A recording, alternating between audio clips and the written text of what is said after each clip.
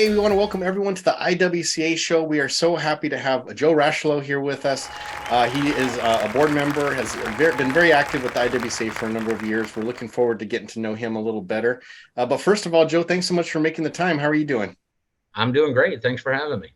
Awesome. Well, why don't you fill us in a little bit on how you got involved with the IWCA? But first of all, how did you get involved with Windows? Like, was this something that was a family business? Did you was it something that just kind of you fell into, or something that just struck your interest?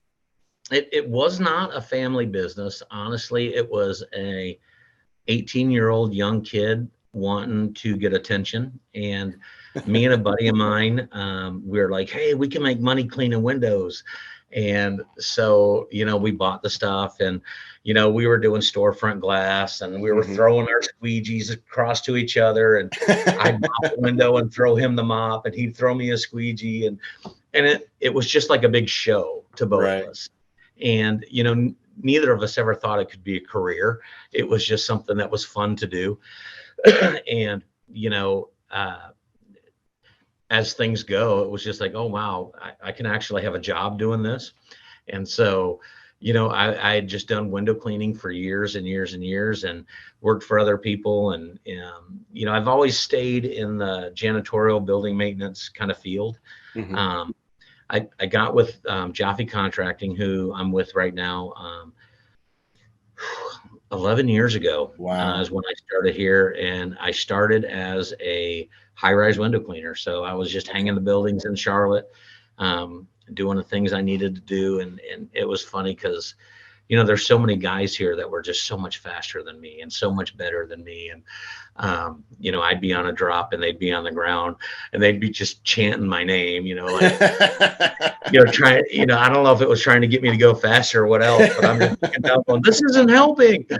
And, uh, and so I was in that position for about a year, and just luck would have it, things opened up, and I was able to start managing the company, and Wow. so now I'm operations, and that's where I'm at right now.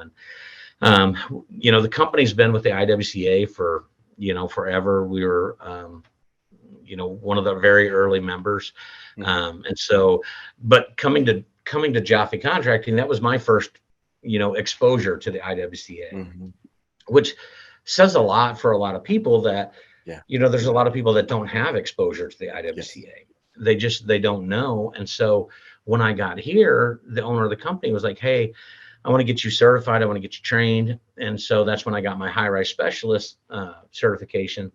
And, it was just like, wow, there's so many people I didn't know. I didn't know it was out there.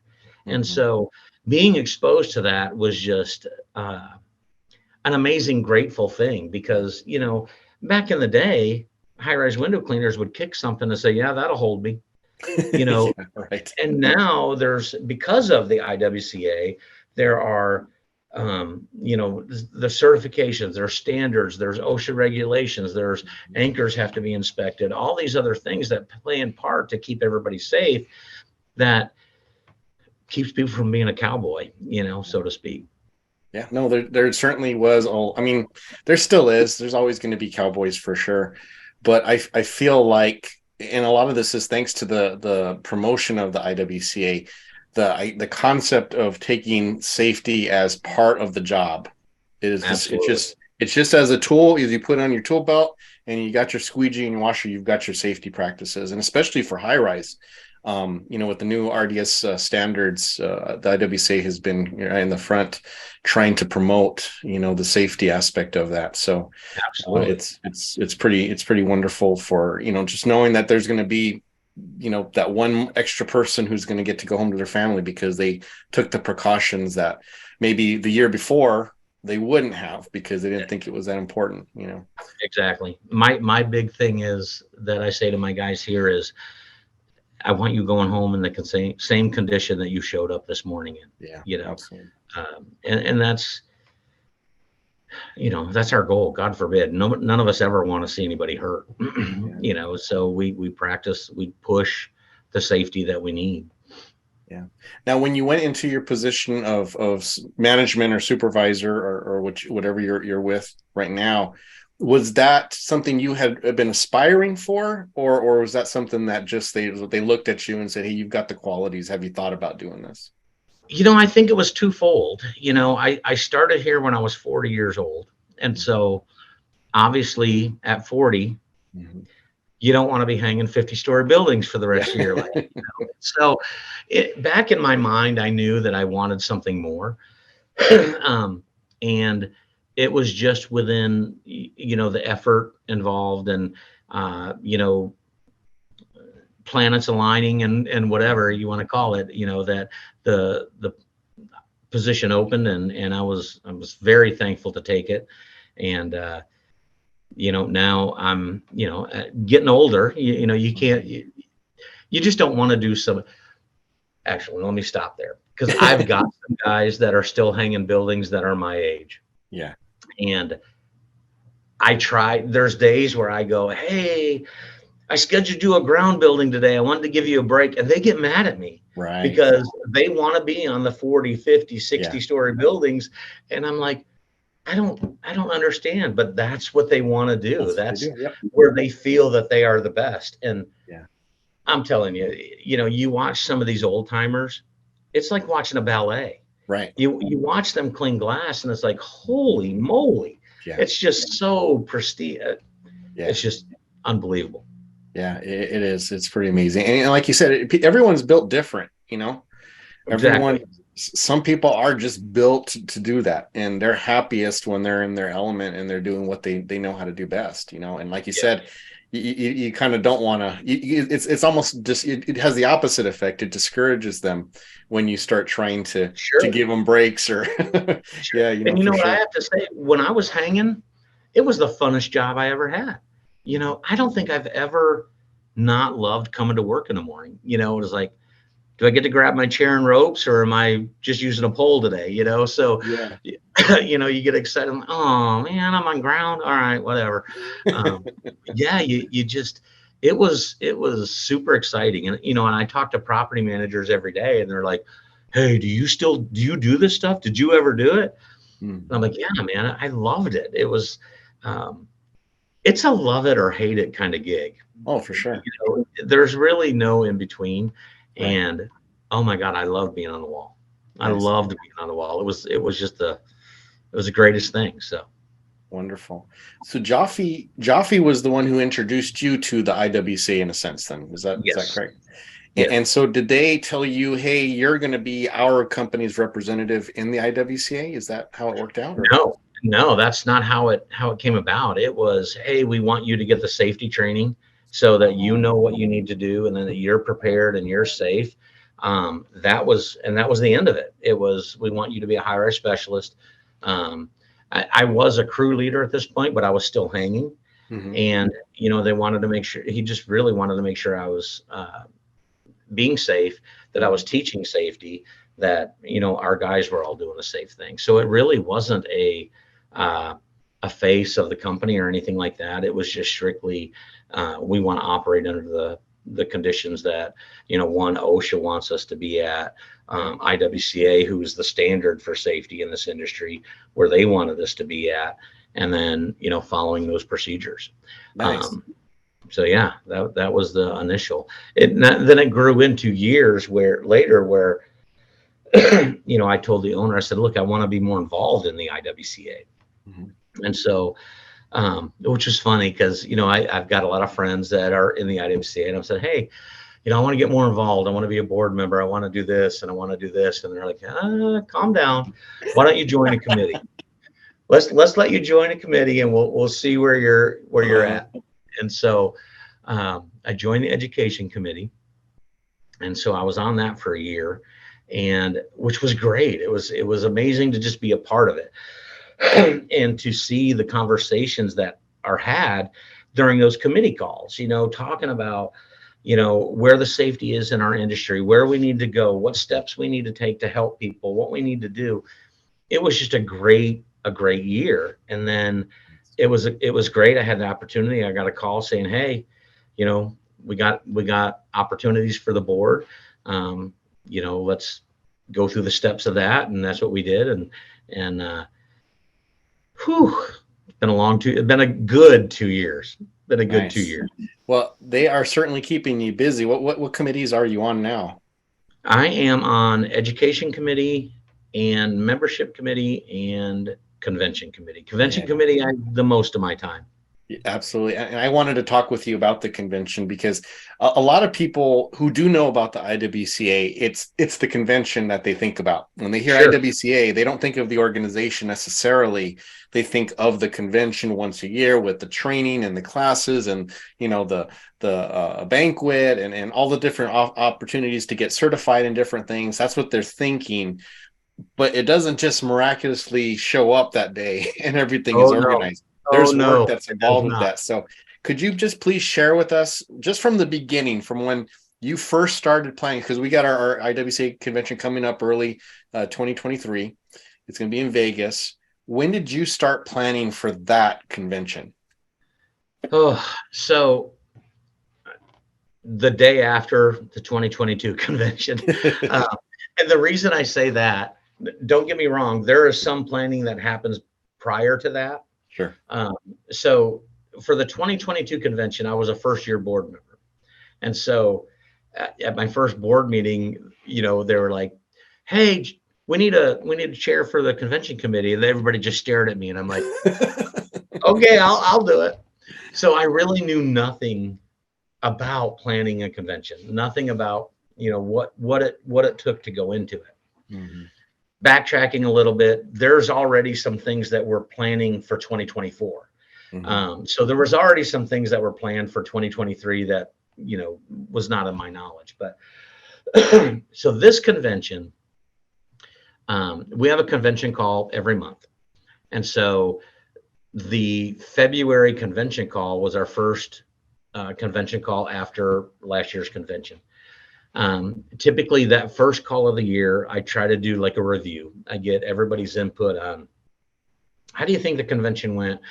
What did we do good? What did we do poorly? What did we do mediocre? What can we do better? How can we make this better for membership? Where do we need to go with this? And so that's our first thing that we do. After that, it's really, there's a lot of planning classes. Classes is a huge thing. And oh my God, this year we have more classes this year than I think we've ever had. We have a whole track just on solar. Wow. That's what I heard. That's the big thing right now, right? Oh, it's going to be amazing. It's going to be amazing. We've got marketing classes. We've got technique classes. We've got specification classes on how to clean glass. We have our regular Unger class that we have that is, how to use their tools and whatnot. Mm-hmm. But we've legit added, we usually have 3 tracks and we've added another one. So we have 4 tracks this year. So wow. The solar is taking up an entire track. Wow. PWNA is going to be involved in this convention. So we have several certification classes. We have the RDS, we have the 1910. We have with PWNA, there's environmental, there's flat work, there's housework. And there's another one. Sorry, it's escaping me at the moment. That's okay. we're really excited, but there's a lot of work that goes into that, and there's several months of planning that, as far as getting speakers, getting you don't want to fall into the trap where it's like, oh, okay, it's the same guy every year teaching the same class, Mm-hmm. So you want new information coming out to people. You want to get them the most current information that's coming out to people. And, I know I'm going a lot on solar, but solar's big right now. It is. There's a lot of people, a lot of residential that's doing solar that don't necessarily have the tools, readily available to them as far as safety goes. Yes. Marketing goes, training goes. And we're hoping that this is a beginning of something big. Nice. As far as the IWCA is concerned, as far as conventions concerned, that we are able to share this every year, and get that information out to people. Well, honestly, I mean, I'm excited about the solar thing. We do solar panel cleaning, but honestly, I've never been super confident in it, and of Right. course watched videos and read up on safety and that sort of thing. But then you see these tools, like you see these rotary, poles that there's, and then you hear the whisper, oh, there's coatings that are coming off and the panels are getting damaged. And, it's like, I'm excited for that because I'm happy to at least finally have the time to give it the proper attention that it needs. Because we were going to do a big push this year for solar panel cleaning, and then I backed off on it because I just felt like I think we need some more information to come out, Sure. so that we can make sure we do it the right way. So I'm excited that actually we're gonna really get it at the convention. Well, there's a lot of things involved. I mean, and I personally, I don't do solar at all. And Mm. so for me, even though I don't do it, I'm excited about learning some things about it because Mm-hmm. just in the process of getting, talking to the people that are going to be teaching the classes and whatnot, there's definitely some safety issues that are Mm-hmm. involved, whether it be, um, a height risk being on somebody's roof, or you go into commercial and, the level of voltage that's going through, the solar panel. So Yes.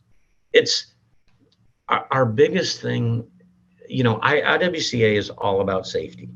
That is really the forefront of what we want to teach. And we just want to get that information out to everybody, and in whatever way possible. So this works out great. We are super, Yeah. super excited about this track.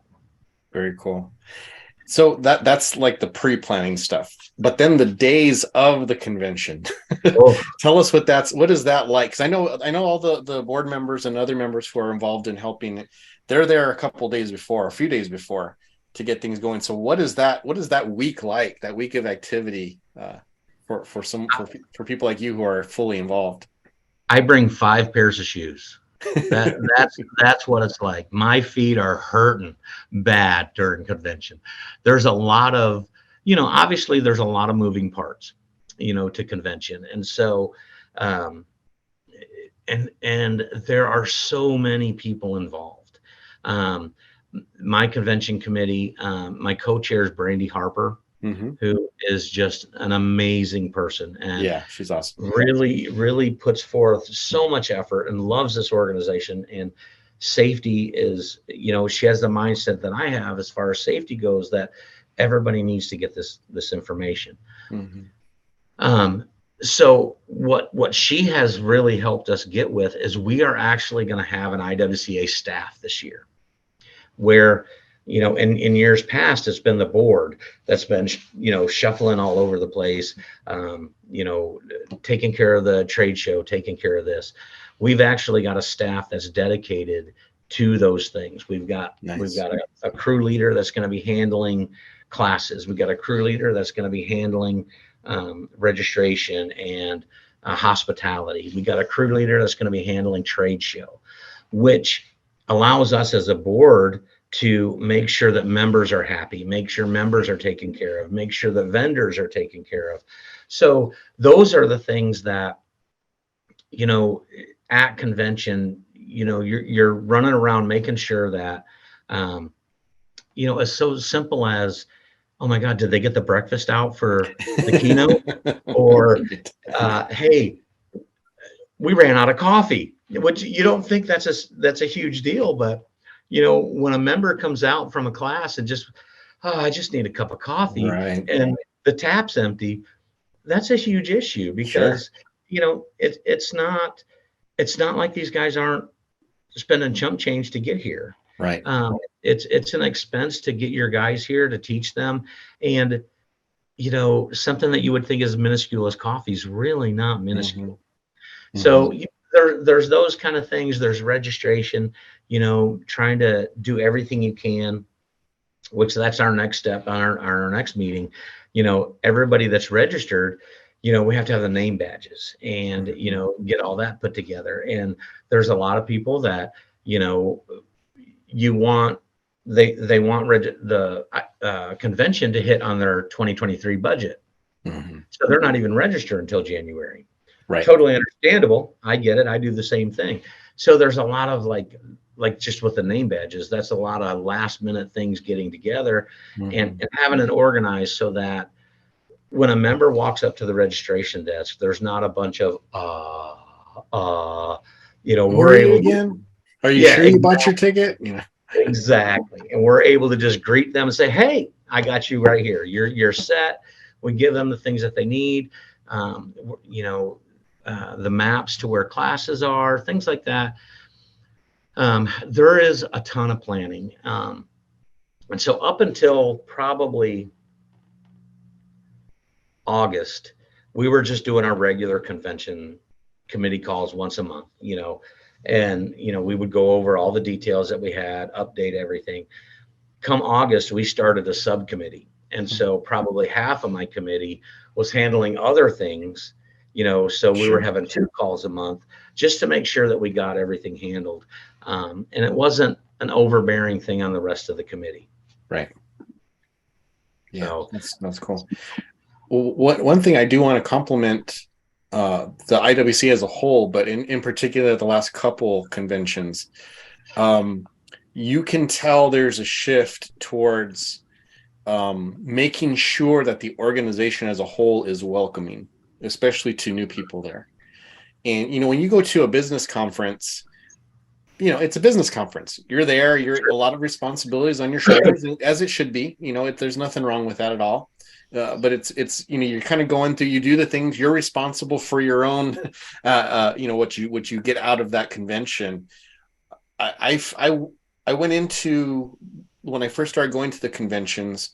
I went into it very nervous because I didn't know what I needed, and I didn't want to miss out on anything. But I also, I whatever. I didn't want to come across as looking like I was a newbie, right? Even though I sure, was. I get it. And as things have kind of over the years evolved, I just noticing as someone who has been there as the newbie, and now someone who I'm very active and I know a lot of people in the organization now. You can just feel like you said, you just mentioned about the coffee. Most people won't care about something like that, but you view them as your guests as opposed Sure. to clients.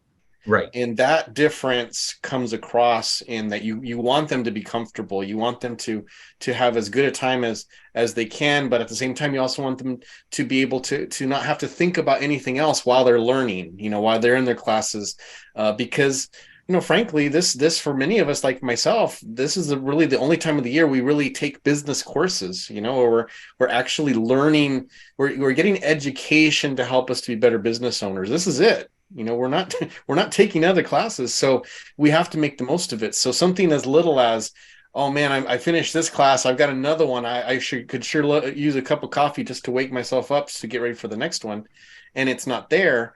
That may seem like a little thing, but the fact that you guys are thinking about that just it comes across as caring more than just, you guys are clients, you guys have paid money to be here, and we're holding up our end of the bargain on that, and providing it. So that's just really, it's a neat thing. You guys are to really be commended on that, as Thank that you. effort. I one mistake that I definitely repaired this year that I made horribly last year was in the drive to make sure, I was scheduling classes and getting all this stuff in. I didn't think through lunches. So, we've got the keynote speaker finishing at 12 and we got a class starting at 12 o'clock. Like, I'm in the, it all sounded great in planning, but then when we get to convention, we're like, oh my God, these people are hungry. What are we going to do? And so we really took some time this year. So everybody that's watching this video, lunches are definitely going to You're be going to get to separated. Because that's just important, not just to get nourishment, not just to have the food in and a break, but you're sitting in a class or 2 classes from 8 to noon. Mm-hmm. The brain has to disconnect a certain amount of time before you go into another one. And again, we just want people, everybody's traveling. from, I'm in North Carolina. Mhm. It's a good flight for me. There's plenty of people that are traveling way farther than I am that are coming to this convention. We want it to be the best experience that they can achieve. Sure. Absolutely. And it definitely has been for me. So we really appreciate all of your work that you guys put forth there on the convention committee. And thank you, Joe, for coming on. It's nice to get to know you a little better. Now Thank when you. we see each other at the convention in Vegas, we'll be able to have a little bit more than just a handshake. We'll be able to have a chat. Absolutely. Absolutely.